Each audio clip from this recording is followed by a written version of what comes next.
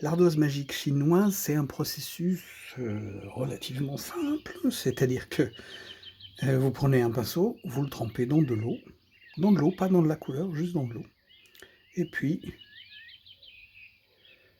vous l'appliquez sur votre ardoise magique et on a un tracé.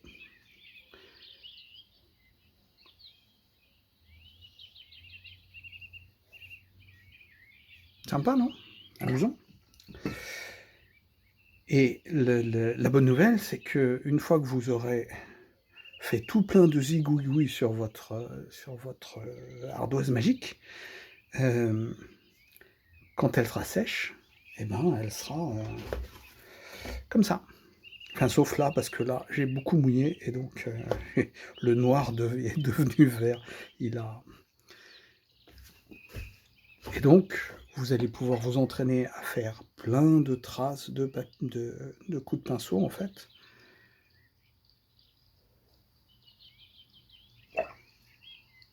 Et les Chinois le prennent pour faire du Fei-Pi et le pinceau volant.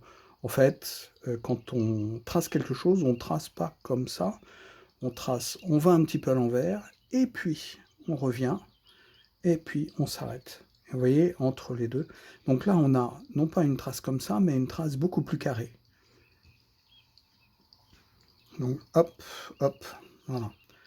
Et du coup, on a une trace carrée, une trace moins ronde que ça, et puis quelque chose qui devrait être ce qu'on appelle un blanc volant, c'est-à-dire quand, là on peut difficilement le faire avec ce papier et ce pinceau, c'est quand, on va avoir de l'encre un petit peu ici et puis, ils appellent ça un os.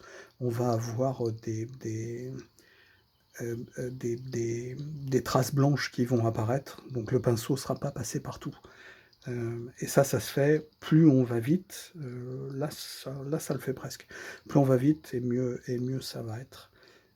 Bref, nous, on va s'en servir de notre ardoise magique, chinoise, simplement pour trouver, donc par exemple, si on veut faire des feuilles, on va faire un petit truc et puis on va l'étendre un peu et puis on va le ramasser comme ça. Et donc on s'aperçoit que, bah, tiens, là ça va pas bien marcher. Ça va pas bien marcher parce que j'avais juste un petit peu trop d'eau. Mais si je le fais comme ça, voilà, ça va être un petit peu mieux. Et si je le fais juste comme ça, ah, ça va être encore mieux. Et donc je peux m'exercer à faire des petites feuilles comme ça. Je reprends un petit peu d'eau. Alors, moi, ce que je fais en atelier, en extérieur, simplement, voilà, je fais comme ça, je sors mon pinceau, sur mon voisin ou par terre. En atelier, j'ai une petite éponge, et donc je passe mon éponge, juste comme ça, et puis ça m'enlève, l'excès d'humidité. Si j'ai, vous voyez, une goutte qui se forme, là, voilà, si je passe mon pinceau, j'ai moins de gouttes qui se forment. Et si je le passe une deuxième fois, et ben, voilà, il va être à peu près bien, sauf qu'il y a une goutte ici. Heu, voilà, et là, il y a pas d'excès d'eau. Par contre, si je suis comme ça avec un pinceau avec trop d'eau, et ben, je vais avoir une goutte qui va se former très rapidement et voilà. Alors, rien n'empêche, quand on a beaucoup d'eau, de passer son coup de pinceau beaucoup plus vite et à ce moment-là, ça marche.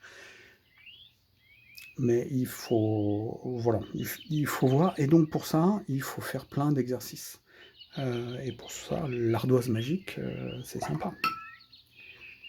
Et donc, si on fait des feuilles, encore une feuille par ici, encore une feuille par là, et vous voyez que très vite, j'ai plus assez d'eau. Voilà, et donc il faut que je contrôle bien ce que j'ai en eau. Là, je vais faire une feuille un petit peu plus alambiquée. Encore un petit peu plus d'eau. Alors, vous allez vous apercevoir aussi que si vous changez de pinceau, on va prendre un pinceau chinois pour une ardoise magique chinoise, il faut, hein. Et vous avez vu que, voilà, ça sèche, et quand ça sèche, et ben, la trace disparaît. Avec ce pinceau, voilà, je vais faire d'autres traces encore. Et peut-être que lui va avoir encore un petit peu plus d'eau. Bon, rien ne m'empêche de le tester pour voir s'il y a plus d'eau.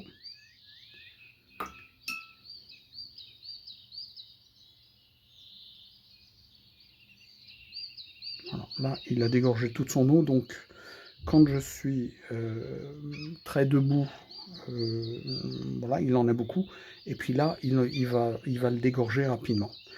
Ça ne veut pas dire que c'est un mauvais, ça ne veut pas dire que c'est un bon pinceau, ça veut dire qu'il va avoir ces caractéristiques-là. Il faudra juste en tenir compte. Donc voilà, en gros, vous allez me dire, comment est-ce qu'on fait une ardoise magique? C'est assez simple, en fait. Oui, moi j'en ai plusieurs. J'ai pris la feuille d'un bloc Arches, vous savez, la première feuille qui est toute noire, et puis je lui ai mis du papier, c'est du papier en rouleau que vous trouvez pour faire des soumillés, de la peinture chinoise, etc. C'est un papier qui est très très léger. Donc là, vous avez vu, je lui ai mis de la colle, mais je lui ai pas bien mis de la colle, donc il s'est tout à fait décollé. De l'autre côté, il est pas plus collé que ça. Voilà. Donc je me suis fait un sandwich, deux couches de papier et une couche de noir. Plus votre papier va coller, plus l'effet va être réaliste. Voilà. Parce que si mon papier est juste comme ça, c'est pas génial. Si en plus il frotte sur quelque chose derrière qui est noir, à ce moment-là, c'est encore mieux. Là, manifestement, il ne frotte pas énormément. Donc voilà, relativement simple. Une feuille noire, une feuille de papier très léger. Si vous prenez du papier aquarelle, ça ne va pas marcher parce qu'il ne va pas être transparent une fois mouillé. Il faut que le papier puisse être transparent une fois mouillé. Le papier calque est trop transparent et donc voilà, le papier chinois, il est fait pour à la base, donc ça marche bien. Et vous voyez là, eh ben, on peut recommencer. Donc si vous avez 2-3 feuilles comme ça, vous pouvez vous entraîner toute la journée. Chouette.